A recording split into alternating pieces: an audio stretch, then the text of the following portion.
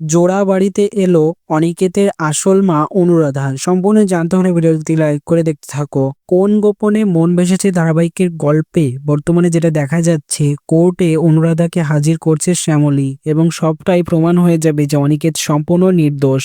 আর সবটা প্রমাণ হওয়ার পর এখন অনুরাধা, সে তো অনিকেতের আসল মা, সেটা তো এক্সপোজ হয়ে যাবে সবার সামনে।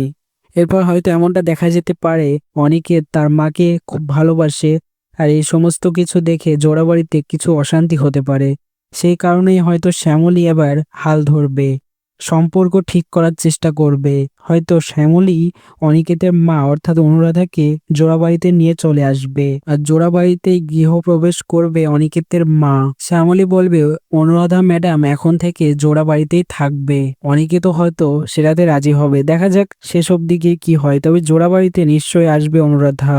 তোমাদের সেটা কেমন লাগবে তা অবশ্যই কমেন্টসে জানিয়ে এখনই সাবস্ক্রাইব করে নাও আমাদের ইউটিউব চ্যানেল। ধন্যবাদ সবাইকে।